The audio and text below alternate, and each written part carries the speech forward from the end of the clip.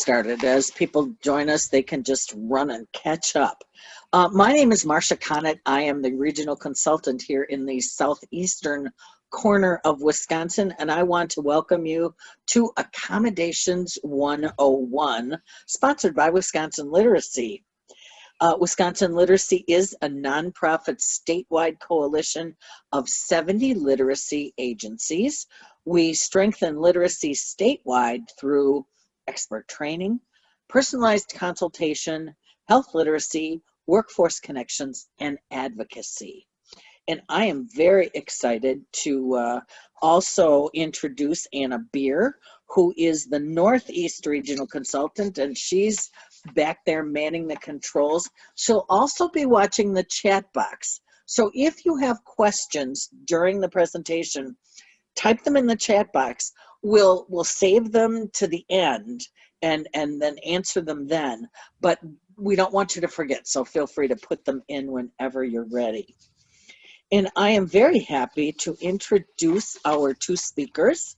First, I'd like to introduce Beth Mulholland. Beth is entering her 27th year of teaching in all areas of special education. She started at Gateway Technical College in 2011 as a disability support instructor on the Racine campus, but currently is working both on campus and virtually. So she gets around with students, faculty, and staff district-wide. She is the department chair for the Disability Support Services and provides specialized instruction, support services to students with disabilities in associate degree, technical diploma, adult high school, and adult basic education courses. She assesses student needs, implements appropriate accommodations and support services, and acts as a liaison with faculty and community agencies in explaining services and advocating on behalf of students with disabilities. Also with us today is Lisa Sadowsky. NIC are the letters that go after her name, which means she is a state of Wisconsin nationally certified sign language interpreter. For the past 9 years, she's worked as the deaf hard of hearing specialist at Gateway Technical College, excuse me, and has always strived to hire the most qualified interpreters and captionists to meet the goals of every student. Gathering a diverse team of leaders, they were instrumental in creating Gateway's closed captioning policy, which adheres to the Americans with Disabilities Act. The policy, excuse me, assures that all media for in-class, online, and college events are closed captioned for all students, faculty, staff, and community members. Her goal continues to be finding ways to create an inclusive learning environment for all deaf and hard of hearing students. So we want to welcome both of you and ask you, I think, Beth, you're going to get us started. So Beth, take it away. All right. Well, thank you, Marcia, for asking us to be part of this week's workshops. And sounds like you've had a very great start of the week. So I'm going to share my screen. Oops, here we go. So again, we're happy to be here as I'm looking outside watching all the snow that has started to fall. So I know that you gave some great introductions, which I was like, wow, I really do all of that. But a little bit more, I always like to give a little bit personally too. It's always a great way to make connections with people. So I did my undergrad at University of Wisconsin-Whitewater in special education. I, at that point, entered the K-12 system for 16 years. In 2000, I did get my master's in education through Aurora University. I have now been for 10 years at post-secondary. This, I think what I said, it started my 27th year at or teaching. I do have 3 kids who keep us very busy, 20, 17, and 9. My 20-year-old is entering the world of education and is excited for that. And pretty much if I'm not working, I'm probably sitting watching some sports or hanging out watching some movies. So one thing I do want to make sure that you realize is you will see me veer to as your to the side. I am working on a dual monitor with Zoom on one screen and our presentation on the other. Lisa, a little bit about you before we get going. Sure. Hi, everybody. Yes, I'm the deaf and hard of hearing specialist at Gateway, and I've been in that position almost 10 years now. Prior to that, I was a sign language interpreter both at Gateway and freelance interpreting more in the community. Found my niche as a post-secondary interpreter, and it's just where I really love to be. I'm married. We have one son who now I'm really aging myself, just 27. His life has been baseball. It still is. So we've been traveling, and that's one of the things we love to do. But keeping busy at work and constantly educating the college on the services that we can offer for our deaf and hard of hearing students. Thank you, Lisa. A little bit about Gateway. Our vision is we make life-changing education opportunities a reality, and I truly believe that that is something that we stand by. And our mission is really exciting because we do deliver industry-focused education that is flexible, accessible, and affordable for our diverse community. So that's just a little bit about who we are and where we are from. So what I'm going to just start with is just a little bit of background about the Americans with Disabilities Act. Basically, signed into law in 1990. What it does is prohibits individuals, discrimination for individuals with disabilities, and allows individuals with disabilities to have equal access. That is what we are all about when it comes to post-secondary, is equal access. In the K-12 system, we fall under the law of IDEA, but post-secondary or the special ed beyond high school is all about equal access. Then we also follow under Section 504, which prohibits discrimination of individuals with disabilities, which are federally funded programs, which we all work at. So students, in order to receive services, they have to have a disability, something that impacts their life activity. And we're going to talk a little bit more about that. And that's just the law. Wanted to touch base as to, some people will say, well, why do you do what you do? And sometimes it's as easy as saying it's a law, but people want to know, where does it actually come from? So when we're talking about services, specifically, at a post-secondary, it's all about self-identification. You may be working with students who you've heard them say maybe they had an IEP while they were in school, that they work with Social Security. So that's what we get. We have students that connect with us. The way they connected now versus about a year ago obviously is different, and we've definitely have adjusted to that. So back in the day, it was somebody walking into our office or walking into where you work with students, maybe saying that, they're struggling. So as a student with a disability, they have the right to reasonable accommodations. But that's the hard part, is not all of our students know how to connect or how to get the support. Our documentation based is, we work with the students, so we hear those conversations. Oh, I had an IEP when I was in school, so we would reach out to the schools, get the IEP or school psych.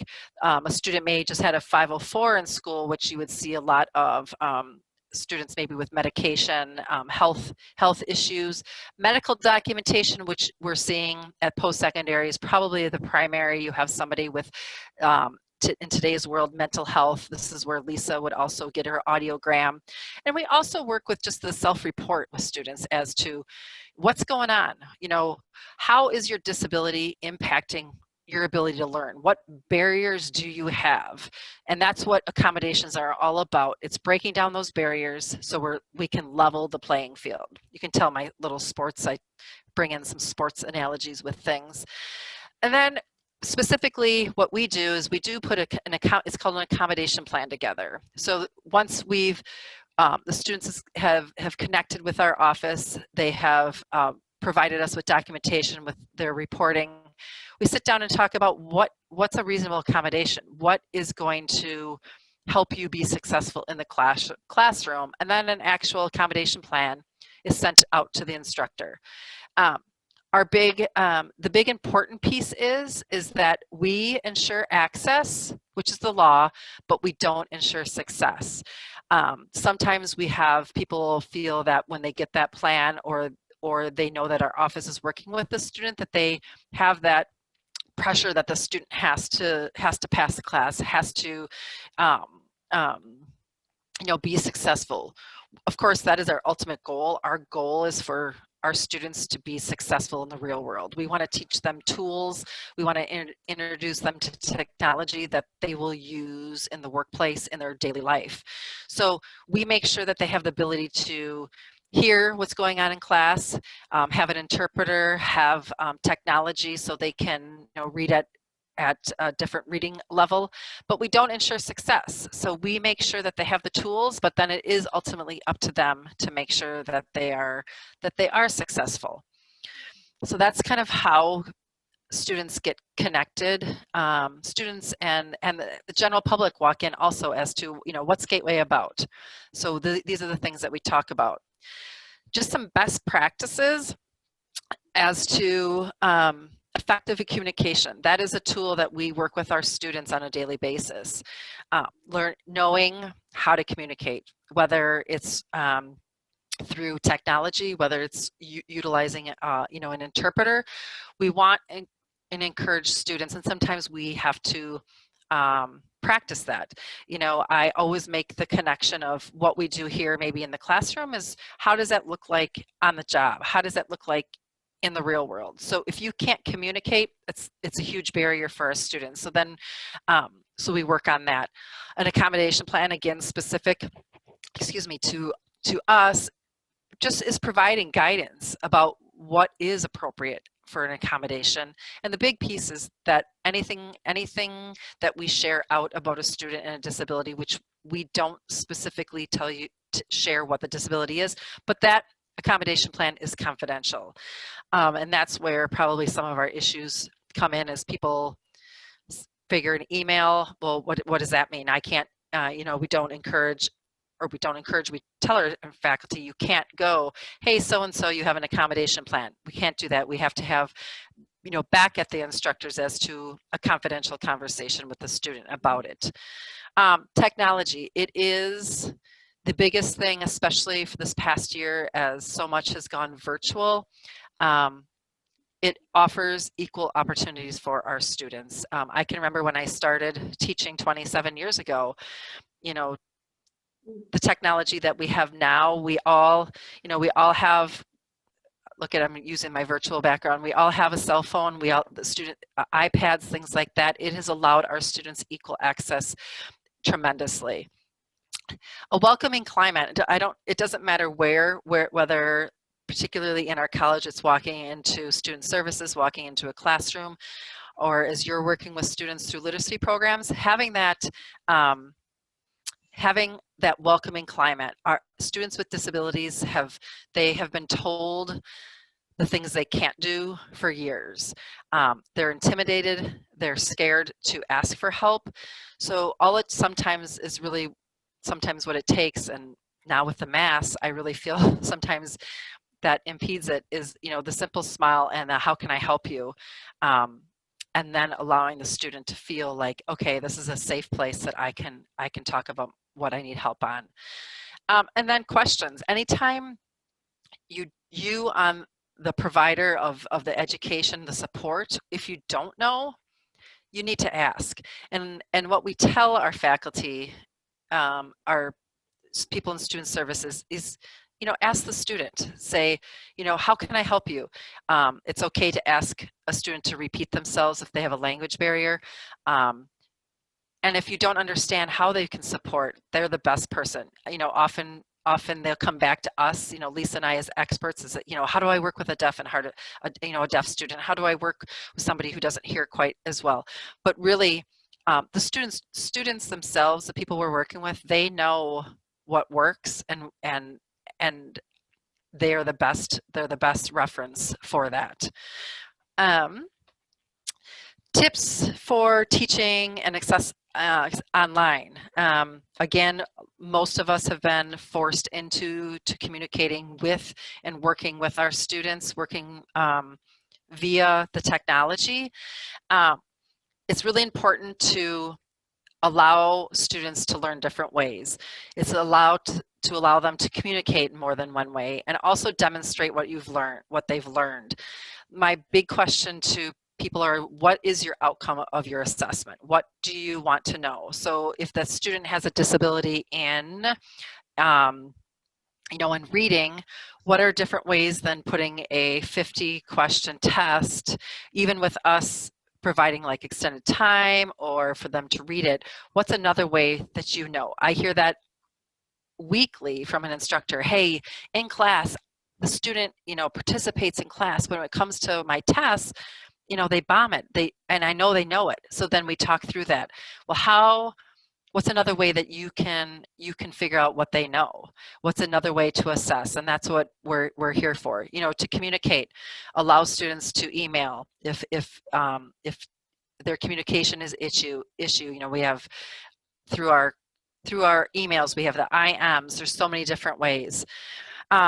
Making instruction and expectations clear. I cannot stress that enough. Having somebody else take a look at, hey, does this make sense? I am always asking other people to look at something before I, you know, put it out there for the public. Is this could you do this? Do these steps make clear? What do I want from that? And not having so many steps, breaking things apart. We see so many projects that are giving out the first day that are a page with 10 steps. So what I'll do with the student is we'll break it down. Okay, what's due first? Okay, boom, you have steps 1 and 2 due. 3 and 4 are due the following week. Breaking up projects. Making sure that what you're providing is accessible. Again, I think I probably could do an hour presentation just on making sure that things that we're providing digitally are accessible for some of our tools. And I'm going to share some of the tools that we do use. All of our programs like Microsoft, they have an accessibility check. It will tell you whether or not your content is accessible for people who are using technology. And that's the thing is, you know, even students who aren't identifying are using everything. There's so much that is free now that there are people who don't even identify because they're able to function and they have the tools. But if we don't provide them with the material so they can use their technology, it's not going to work. Providing adequate opportunities to practice. You know, we don't want to assess, we don't want to put somebody into a big test, a certification exam without them having the ability to kind of practice what they're doing.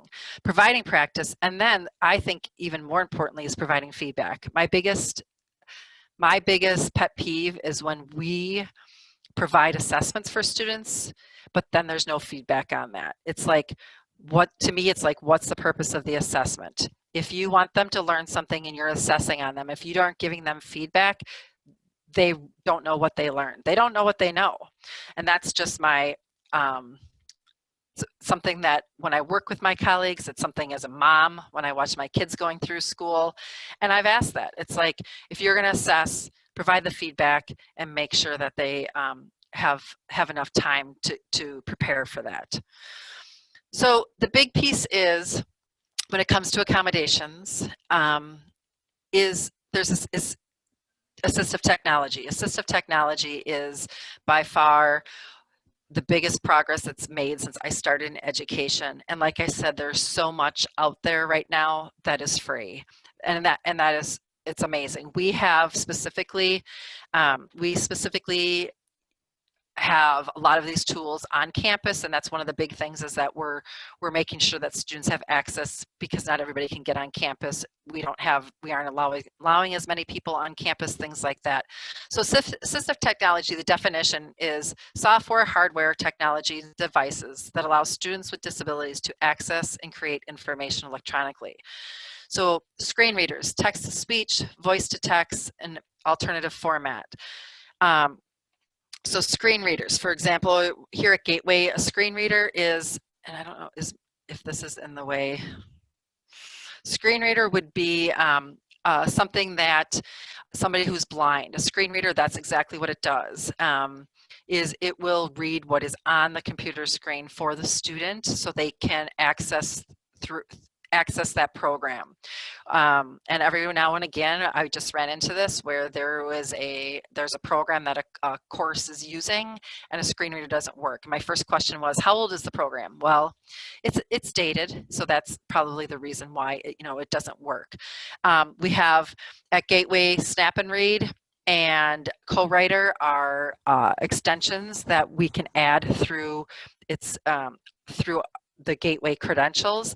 Snap and Read is exactly what it does, is it will read the text that the student will highlight. A co-writer is a word prediction. It will help, it gets to know the writer and will help somebody who's a struggling writer. Zoom text, as you can see, it's just kind of like a screenshot with vision. It not only enlarges on the screen, but then will also give the auditory of what the student is reading on there. We're pretty lucky within our learning management system at Gateway is we have, it's called Read Speaker. It's where the students learn. When I started in 2011, Blackboard was used, but not used, and now it's the only way that learning happens at the college.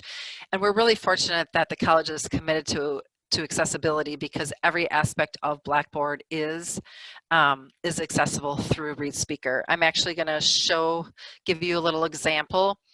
So this is what this is a learning management system. You have Canvas, you have Schoology. There are a variety of different ways, and they all have different levels. But like I said, we have built in. So let's say this is just my shell that I use when I do workshops. So here's a welcome back letter. So the only thing that I don't like is it's kind of hidden over in this corner. There's this tiny little white box with a black triangle, and that is what activates our Read Speaker. So I want to hear the welcome back letter. All I do is I highlight it, I activate the listen button, and wait for technology to work.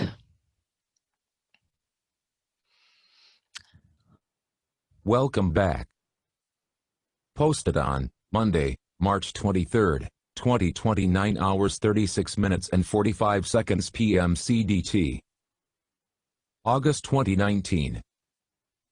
Dear parents, the Candlebrook staff okay, and so I would like... That is just showing that anything that is in our learning management system that a student will learn. For example, today on campus, we had a nursing student who went in and had her test read this way.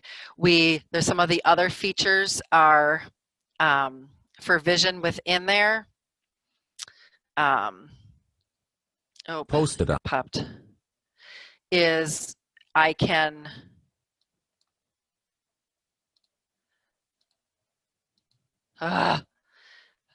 you do love technology, right? When it doesn't.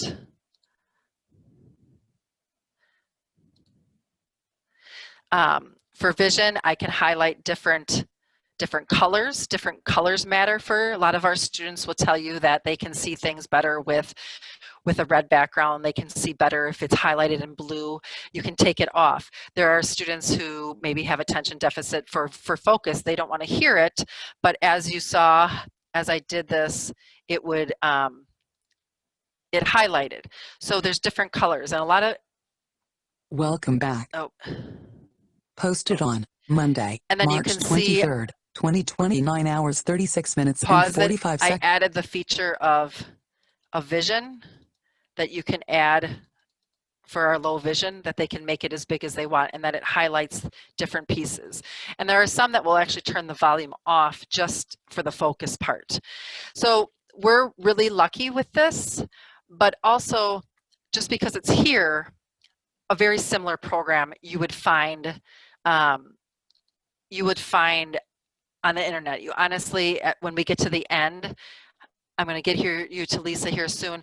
At the end, before we take some questions, I can show you a website where all it is a list of free technology. Like I said, Lisa and I talked about this. We could probably talk for 3 hours just on different programs, but I want to give you an overview of what is out there. And specifically here at Gateway, these are the main programs that we do utilize. So Lisa, I'm going to unshare me and let you talk about some of deaf, hard of hearing, and then we'll come back together. Okay. Hi, everybody. I'm just going to share my screen now.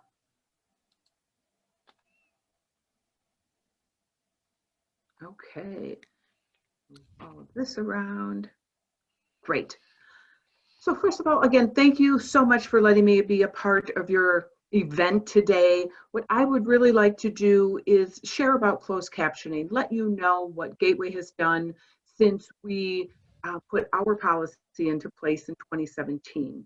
The other piece is just to talk a little bit about when you have a hard of hearing student virtually, what can you do to, as we like to say, level the playing field so that everyone is getting the same information.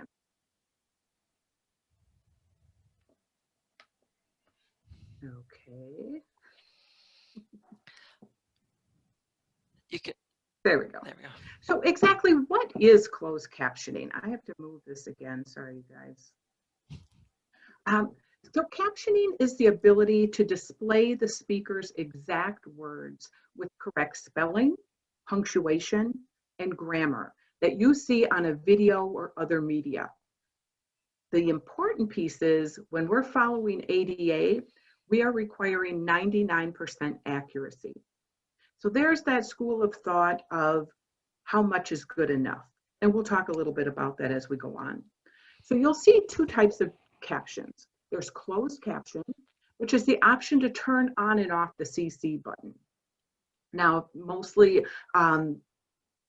social media, videos on our campus is usually closed caption. So you see the little CC button like you see on the corner of this screen, and you can turn it on and off. Open captions are embedded directly onto the video, and you don't have the option to turn that on and off. Either one is acceptable with ADA. So why do we need to do it? ADA, the Americans with Disabilities Act, specifically Section 508, states it is the law. We have to have accommodations in regards to technology, and closed captioning falls into that. Captioning allows equal communication for all learners. And like I said earlier, it levels the playing field. Nearly 1 in 5 Americans are either deaf or hard of hearing. If we do not provide subtitles, we are denying nearly 48 million people. And what I've had people say to me is, but I only have 1 student in my class. Well, there's only 5 deaf students in the entire college. It doesn't matter. That 1 student not getting the services is too many.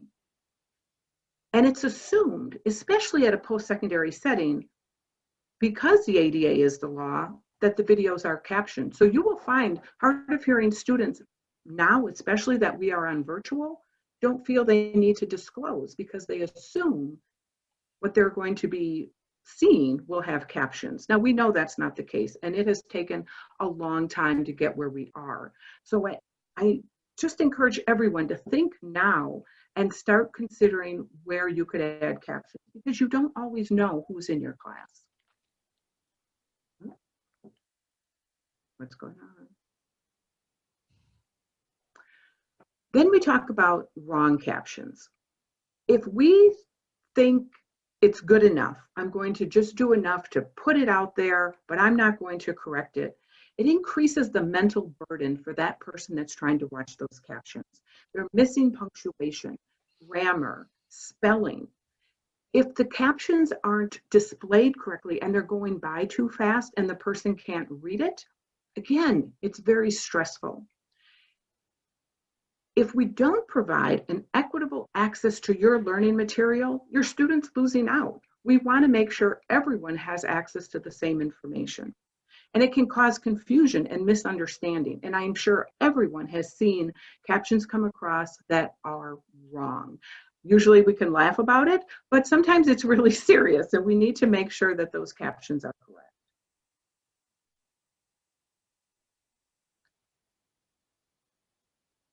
So when I ask, ooh, let me go back. I asked some of my deaf students, from your perspective, why is captioning important? For one, it creates independence. Watching a video, going onto YouTube. Social media today is filled with YouTube and fun information that all our hearing peers are going on and watching. Having captions allows our deaf and hard of hearing population the same. It also eliminates missing information. If you have an interpreter in the class and the student is watching the video and now needs to look at the interpreter for clarification, by the time that information is relayed and they get back to the screen, they've now missed important information. And also, it enhances vocabulary.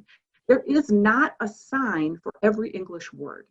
So by allowing captions to come across the screen, they now are enhancing not only their reading and their writing, but their learning.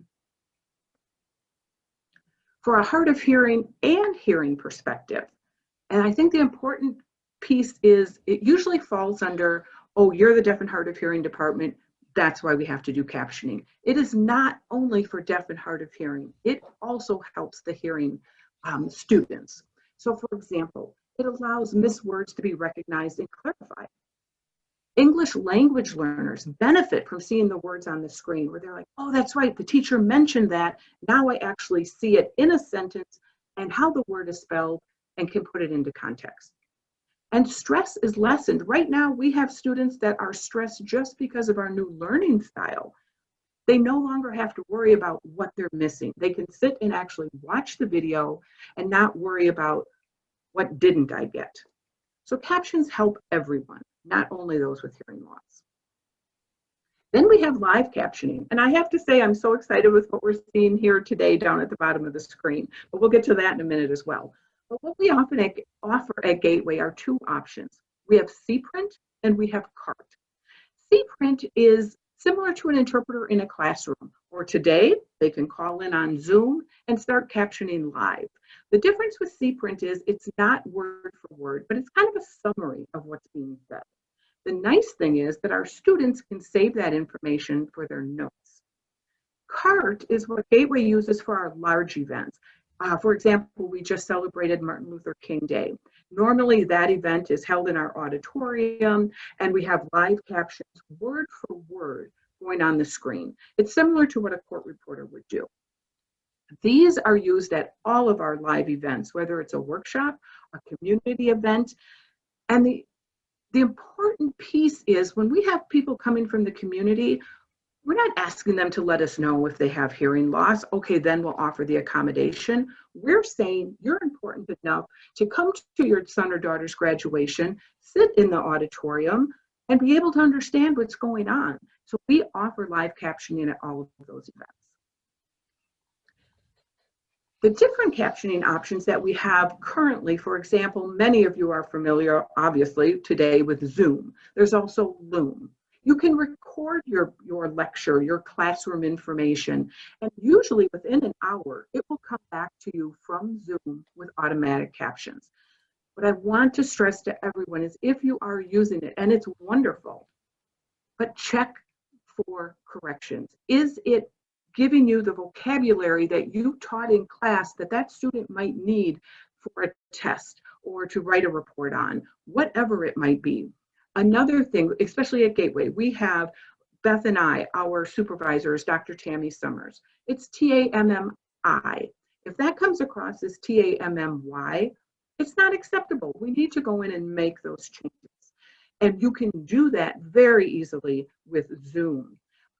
We have, and we're fortunate enough to have within my department, two of my interpreters are also my closed captionists.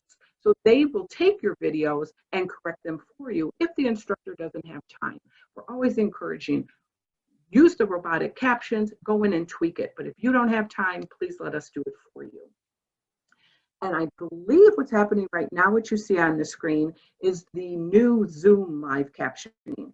And I just learned about it yesterday. I haven't even had a chance to set it up and use it, but I know Beth told me she was in a meeting. I'm watching these come across the screen, and it is really quite phenomenal how correct those captions are.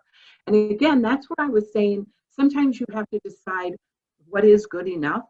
If you're getting the message across and the vocabulary that you really want to stress is there, and it's live captioned or it's robotic captioned, that's okay. If you are not, if you're not taking the time to take a look at it, you're putting out information that is not good, you're getting complaints from your students, that's when you could see an OCR complaint, an Office of Civil Rights. That's when they could come in and say they're not even trying. So what I like to stress to everybody, you're not going to get all your videos captioned immediately. We're still doing it here at Gateway. But do your due diligence and do what you can to support your students.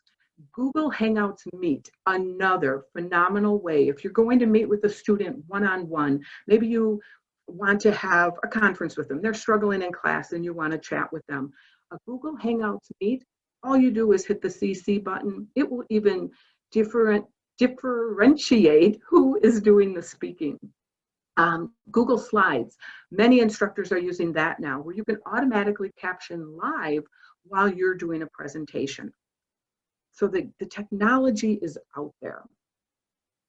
YouTube videos, obviously many instructors enjoy using YouTube, and the information is vital to your class. What I would suggest is that you would view the entire video before you show it in class, but make sure that you have that CC button on there. If that CC button isn't even displayed, it's telling you right away that the video is probably too old and it definitely does not have captions. At Gateway, we cannot show a video in our classroom without the closed caption access.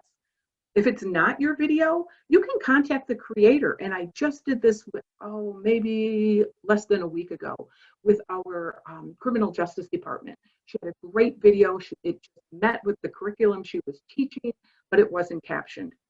I reached out to them within an hour. I could not, but that has never happened, how quickly they added the captions, because they know we are an educational facility. We want to use those videos that they produce, so they want to get it captioned. So don't hesitate. It is not too big of a task to ask someone that owns a video to have it captioned so you can use it.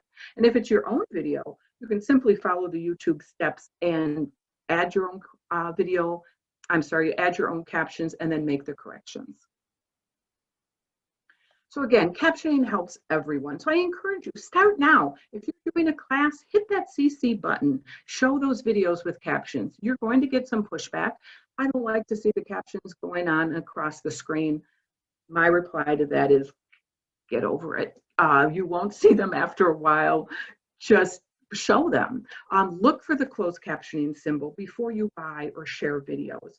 What we have asked our instructors to do is look at your inventory. If you're showing a video that is 10 years old, there is a new one that's more updated that your students, 20, 21-year-olds, are going to relate to.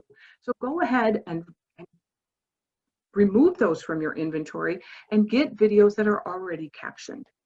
Again, there's self-help videos out there on YouTube, on Google Slides, Google Hangouts, Meet, Zoom, and Loom by simply just asking, how do I create a video? How do I add the captions? The information is definitely out there, and a lot of them have step-by-step information.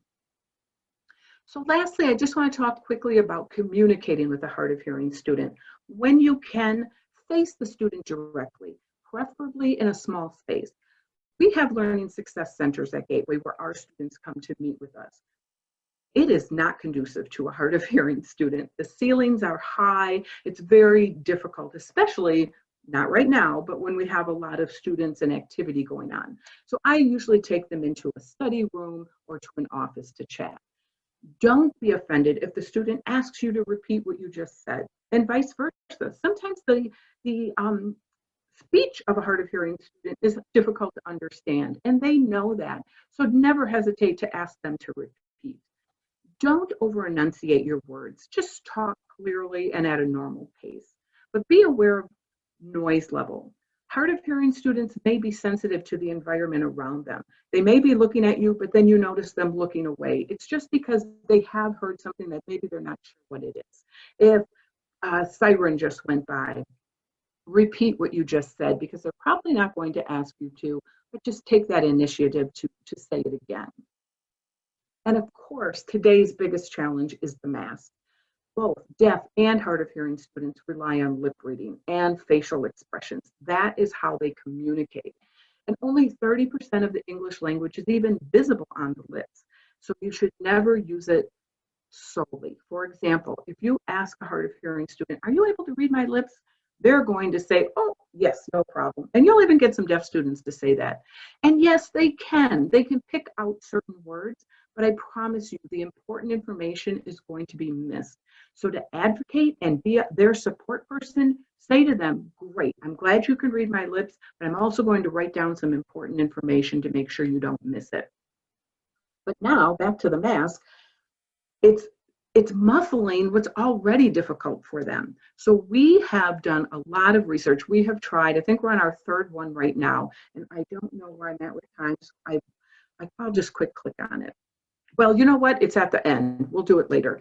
But the masks that we're currently using, we are asking our interpreters to definitely use the mask in the class with students. And we have several students this semester that are in our nursing programs or our certified nursing, the CNA programs. We have some in pharmacology. And they're working in teams and in labs. So we're actually providing those clear masks for the partners as well. And it has opened up just a sense of relief for those students because they can now see the full face and communicate just a little bit easier. So our goal, of course, is accessibility, closed captioning like we talked about, C-print and CART. With C-print and CART, you can also hire outside captionists to come in. Again, the CART in real time, similar to what we're seeing here. When you have a CART captionist, then you're assured word for word correct punctuation and grammar. But again, I've got to say, I'm so impressed with what I'm seeing on the screen. Transcripts. Sometimes instructors have said to me, my video isn't captioned, but it's a great video. I did find the transcript for it. Can I just give that to the student? You can give that to students. You can put it in your Blackboard shell as an added read, but it is not an ABA accommodation. And a student could complain, and you could see an OCR complaint on that. If you've ever seen a transcript, there is no paragraphs, there's no spaces. It is strictly a sheet of written paper. And there's no way we can ask a student, watch the video, now try to find what it is you missed. So please, if you want to use it as an accommodation to add to the learning, absolutely. But don't think it will replace closed captioning. Get your video captioned or just don't show it. Lastly, virtual classroom strategies for our hard of hearing students. What I would recommend, especially if you're doing a small classrooms, require every student to keep their video on. And I know students don't like to, they're sitting on their bed, their hair is a mess, whatever it is. But if you know someone has disclosed that they have a hearing loss, I would make it mandatory that this video has to stay on so that those students can see who's doing the talking. When you are going into breakout rooms, absolutely, they have to have the video on. There's just no way a hard of hearing student can be talking to a black screen with just that little microphone in the corner. Too much stress will be put on them to try and figure out and make sure they're understanding what's being said. Just like in a classroom, request turn taking. Just like an interpreter can't keep up with a lot of people talking at once, it's very difficult for a hard of hearing student to follow who's doing the talking. So just always ask, hey, one person at a time, whether they do the raise the hand or whatever works in your room. Another good strategy is to repeat the question before answering it, especially if you know, oh, a siren just went by or somebody's dog was barking. Just repeat the question. It's probably going to help not only the hard of hearing student, but the others in the class as well. And then to use the chat. What a great way to make sure it's typed and seen for everybody. And that would help the hard of hearing student as well. And of course, offering the live caption. So again, what I just want to stress is total inclusion. Think outside the box. How can you level the playing field to create an inclusive learning environment for all our students? And I am willing to meet with you, brainstorm with you, and share even more about what we do here at Gateway. So that's kind of my piece. Beth, I will stop sharing and we can take it from there.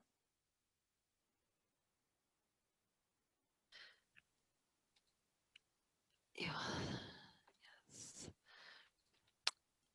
All right, so I know we just threw a lot of information at you. Here is, like Lisa said, you know, we are a resource to many people, and our email is open to any questions.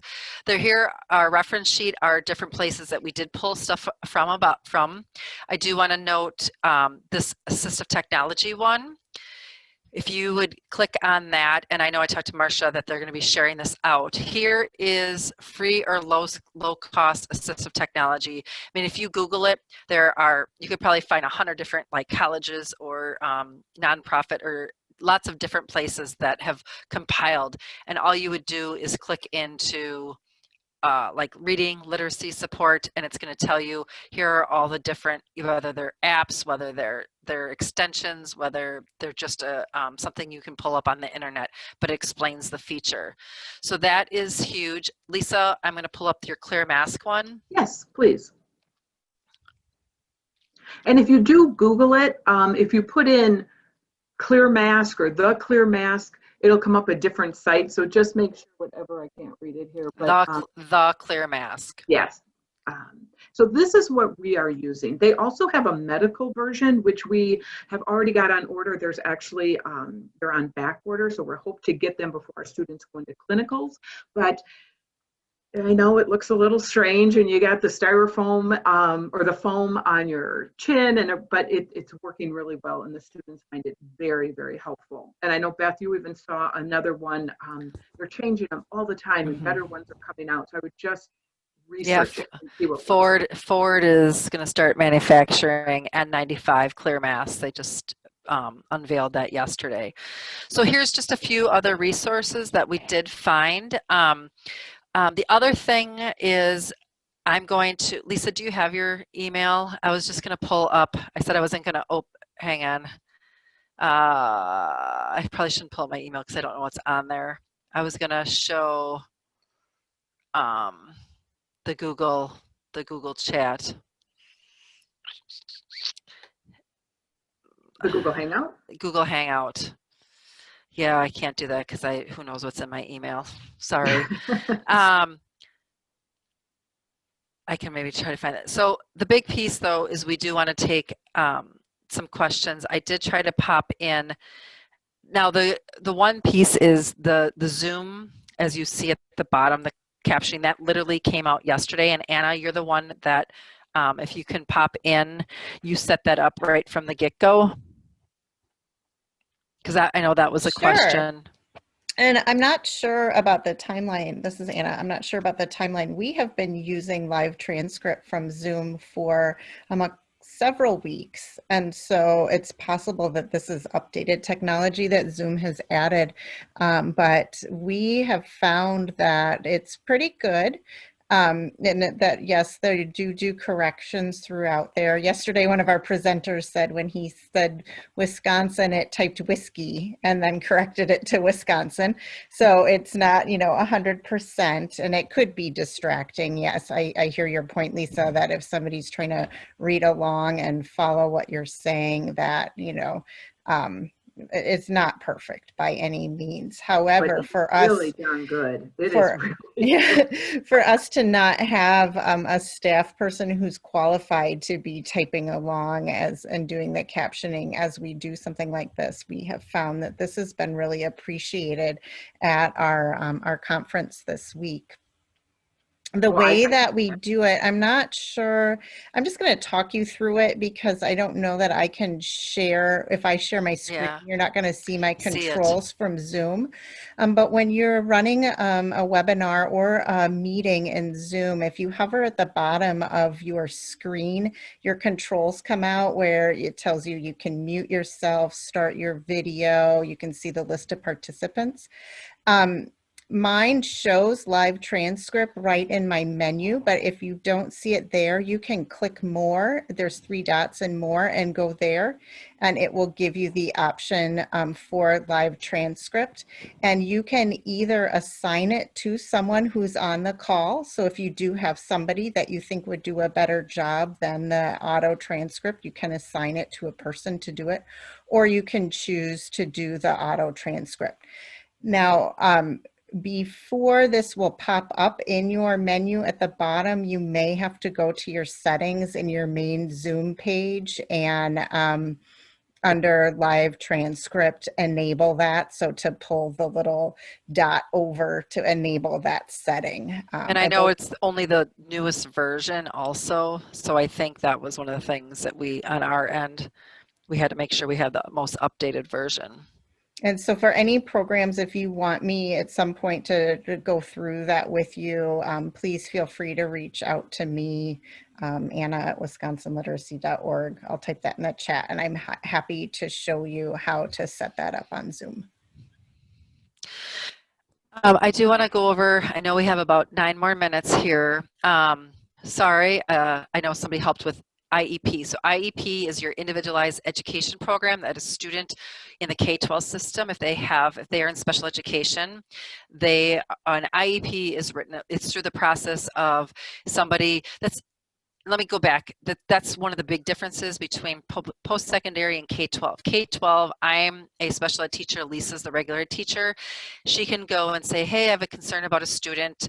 These are the concerns. And through that process and getting approval through the parent guardian, the process of identifying the student happens in the K-12. And if the student doesn't, if the student qualifies under a certain disability, an IEP is written, which are specific goals that go along with their disability. And in the K-12, everybody talks about what the disability is. Post-secondary, students identifying to us specifically, they come to Lisa, hard of hearing, here's my audiogram. They come to me with their mental health, that they have schizophrenia, bipolar, blah, blah, blah. That information is confidential and stays under lock and key in our offices. Then an accommodation plan that only talks about what tools, what accommodations are needed are shared with the faculty, the staff, as to these are the tools on how offering equal access. We can't share what the disability is, which sometimes people get frustrated. It's like, if I could just put my finger on why, it would make more sense. But often, obviously, a student walks in and they're blind, they know what the disability, or they have an interpreter, things like that, but we don't share the specific disability. So an IEP is what is written in that can follow them to post-secondary, but not all accommodations are followed through to post-secondary into the workplace. So wanted to clarify that. Background noise didn't sound like that was an issue for everybody. Sorry if some of our stuff was mumbo jumbo. The captions, that's not a gateway. I think, as you just figured out, it is it's brand new. Again, if you have a Gmail, like our email at Gateway is Gmail based. So if you do go into and do a Google chat or a video, it's kind of cool because it actually will say, it'll show my picture, Beth Mulholland, this is what she said, versus then when Lisa would talk, it will show that. That's Google. Google, Microsoft, they are very accessible friendly. All you have to do is actually type Google accessibility and it will show you pages and upon pages. I refer that to that almost daily as to, this is a barrier I have with a student. What can I do to help them? Google has within the docs, which is your writing, it's called voice typing, where as you see, it's just like the transcriptions here, it will type for the student. Like I said, Lisa and I could probably talk till 4 o'clock on all of these different things. And Marcia, will probably maybe put together a few more specific things, and maybe if there's things that people want to know about, drop those in the chat, and I can start putting together a list of resources. Is there a tip for making the screen easier for students with visual? I can quick share my screen. There is a super easy, this is again back to our Blackboard. You can pull up anything, and as simple as hitting your control. I'm on a PC, not a Mac.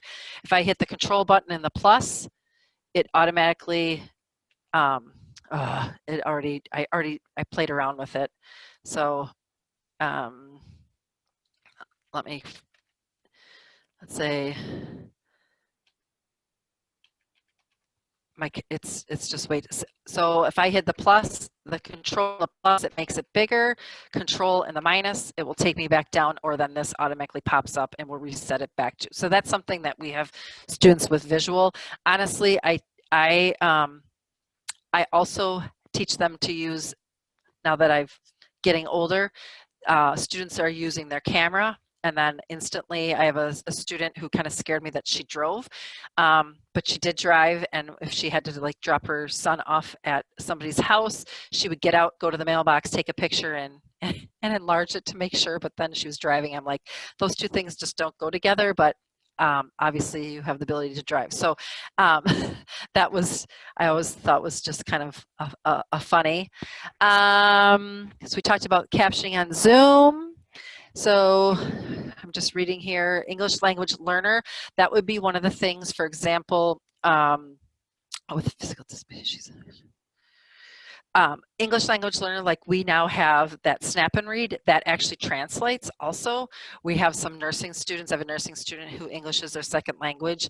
Not that she will always be tested in English, but for her to gain the information, she can flip it into Spanish, read it, and then make sure she understands it, so then when she is assessed, because that would not be an accommodation that she would get for the NCLEX test. The NCLEX is the nursing test that students take to get their licensure, but she uses it as a tool, the translator is a tool to learn. And that's what we're talking about, access. But you wanted to know, she has learned computer skills within the last 2 years. Any advice on her gaining access to post-secondary education? Right now, her only journeys outside the home are via Medivan and for medical appointments. Honestly, if there's anything positive about the pandemic, is our services connecting with Gateway is so much easier. Let's just put it that way. Like I used to have, when I was in the brick and mortar on the Racine campus more than once, and to this day now I feel guilty. I'd have students say, oh, I need to leave work early, so they're losing money. I got to find somebody to watch my kids, so now they're paying a babysitter to come into my office to meet with me. If you think about it, it's crazy, right?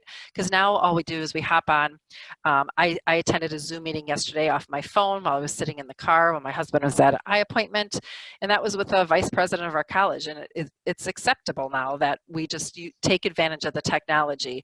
So really finding out where a local, whether you want a local, but even we have programs here at Gateway that we have students in Tennessee. I have students from up north, Wisconsin, obviously. But Lisa, even you now, you could have a student from California because you can provide interpreter through Zoom. Right on the screen, they pin them, and it's amazing. So like, for example, if you would go to our website, and I can share the screen. Right here on our main screen, virtual, I'll make it bigger. With 3 people learning online at home, sometimes my computer's not ready for it. So virtual services for students, I'm going to click on that, and pretty much anything right now, I could click on live, and I'm going to get connected with student services, and they're going to help me answer my questions. Hey, I want to come to Gateway this summer. Hey, how do I do? I want to get connected with a student finance center. What you're finding, and like I said, those are the positive things out of the pandemic, is there is so much now that is more accessible for students from the comforts of their home, which we have students with mental health who don't want to, or like you said in the chat, we have students who have physical limitations. For example, Racine Kenosha, I don't know if you guys realize, for those of you who are not from Southeast Wisconsin, we have 3 main campuses: Elkhorn, which is out in the county, other side of the I. Then we have Kenosha and Racine, which are about, how long does it take you to get from Racine to Kenosha, Lisa? About 20 minutes, 25 And you're minutes. the north. So 20 I'm minutes are 2 campuses, but we don't have, there isn't public transportation. So I have a student from Kenosha who has to get on the Greyhound in Kenosha, take the Greyhound to transportation in Racine, and then from there, take the Racine public transportation to our campus. So that, talk about organizing your time, which would take them about an hour, hour and a half just to get to class. So, you know, but now we're offering classes. I don't know if we'll ever go back to the way we were.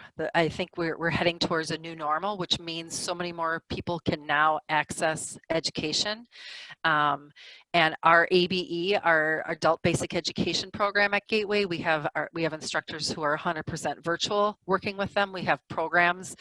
Our college will not even rent out, we'll check out hotspots, we'll check out computers to students, so that way they have access from their home. All of our parking lots we have the hotspots that extend out. We have students who will drive, you know, and park in the parking lot and access through the hotspot from the college. How are we? Oh, we're at 2 o'clock. Do we have, let's see. Well, there was one more question, and it was one I was interested in. Colors and fonts on your screen. What do you recommend? So keeping it simple. I might have skipped that one. Keeping it simple. Some people will say like the sans serif, if I'm saying that correct.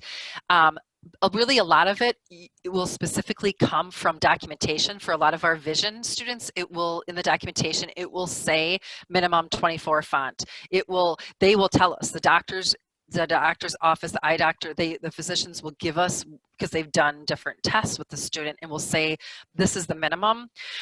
There are different like color overlays, and a lot of that where you can flip. You can flip your background screen to black, and then the font is white. Students will know, you know, or the strain. I never realized I had a student who had a brain injury, and right now when everybody's looking at the screen, there's these little lines that are going across the screen, but we don't see them. I had the student, and after his brain injury, he saw every one of those little lines. So I then connected with IT, and they sat with him, because on the back end, they could then adjust those type of settings, but then we also had to get to put over the screen that also took down the brightness. And again, it really comes back to the learner. They really know, or they may say, I'm really having a hard time reading that. And sometimes it's as simple as, hey, try the Control Plus, not putting as much on a screen if you're presenting, or even on paper, making the white space friendly, as simple as an assessment, not having 25 start at the bottom of the page and AB on this page and CD on the next page, those simple things. And it's really a lot of trial and error. It's a lot of sitting with a student going, how does this work? How does this work? You can change the size of your mouse. You can change it so that your mouse has like a circle around it, so you can kind of find it a little bit easier. Like I said, if you want to talk till 4, I can, even though I have a meeting. Seriously, Lisa and we put our emails on there because it's what we're about. We are here to help. Our role at the college is not only to support our students, but we're there to support our faculty and staff. And I work with them just as much, sometimes more, especially in the role that I'm at, where I really, just of my experience, my expertise, I guess, I've been tagged the go-to for, this is the barrier in my class, the student's not learning, what can we do? So so that is really big, asking the student and then reaching out, and Google is my best friend. I will admit, you don't have to know everything anymore. It's just making sure that what you're finding is reputable, and things like that. Let's see, Stacy, thank you. She just updated her Zoom, and default with CC was super easy. Colors, fonts. So Anna, you put that out there. And again, if you have our email, if there's specific things, Marcia, we can kind of work on, Lisa and I can kind of work on a document that we just drop in information. Sure. That answering the questions. One of the things before we go, because I do have another, I'm going to open something up quick here. Because people don't realize when it comes to accessible, I'm not going to share my screen because I got my email open. I'm going to open up a Google Doc. When you are writing something, in order for it to be accessible, and we're talking screen reader versus text to speech. Screen reader, remember, that is for our visually impaired. It is reading everything. A text to speech is what I showed you, like on our Blackboard. You highlight it and it's reading to you. So if you want to make sure something is accessible for like a website, you don't want to type it like it's, where is, so people go and they'll like drop this in. This is not accessible. This is not accessible. This is a screen reader will go https://.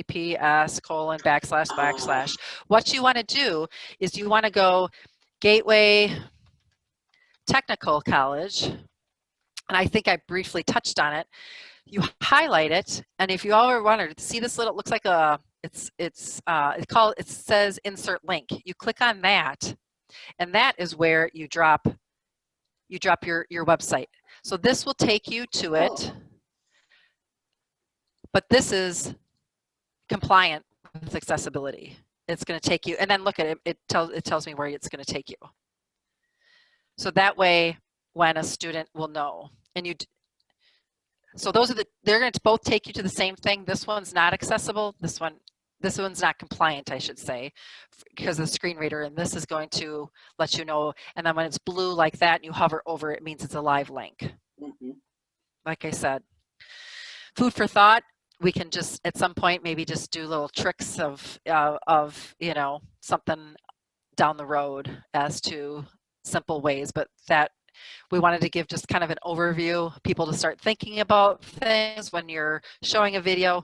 You know, hey, maybe there's a piece of technology out there. There probably is, but any questions, please just you know, shoot them our way. Did we catch all the questions pretty much? I think we did.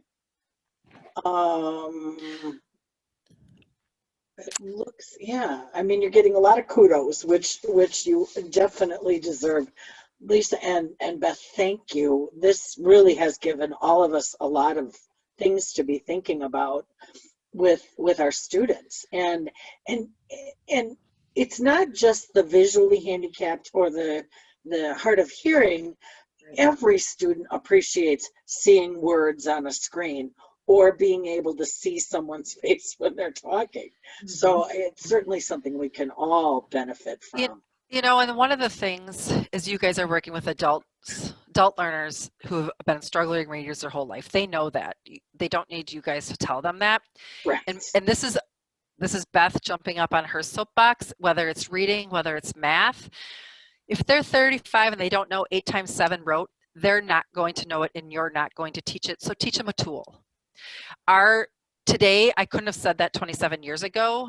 I would have, you know, it wasn't. And like Lisa said, it's acceptable. We want our students to feel accepted in society. Everybody's walking around, everybody's walking around with a phone. Right. So it's okay for them to pull something up and to listen to it. You know, everybody's talking into their phone. You don't have to be able to spell anymore.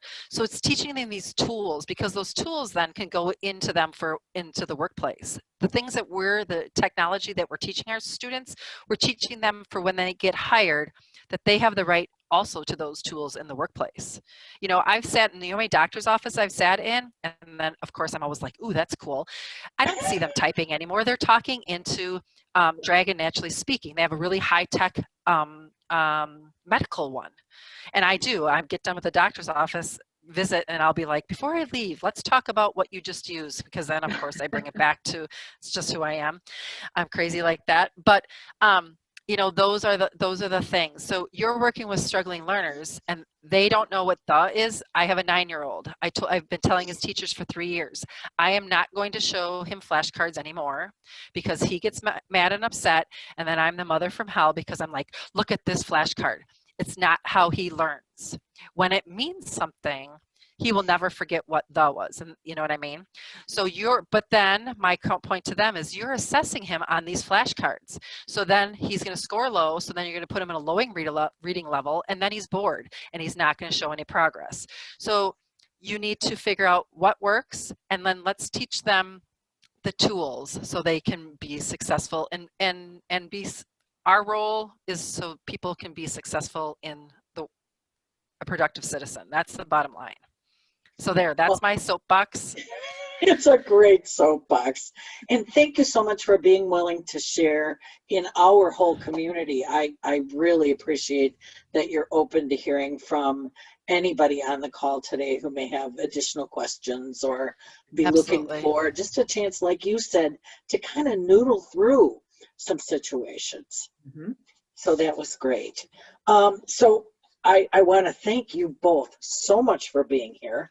And thanks to all of our guests who were here. You were a great audience, I might add. And so thanks to everybody for attending Accommodations 101, sponsored by Wisconsin Literacy. If you enjoyed the session today, please join us at the Big Share on March 2nd. And I'll put a little bit in the chat about that. It's also tomorrow will be the last day of our conference, and there is one session at 10 o'clock when we begin. It's mindfulness for educators and caregivers. You too are welcome to join us as well, because it's a chance to learn some techniques for coping and doing and all of that stuff. So again, thank you so much for being with us, and we will talk to you all tomorrow. Great. Thank you. Thank you. Thanks again.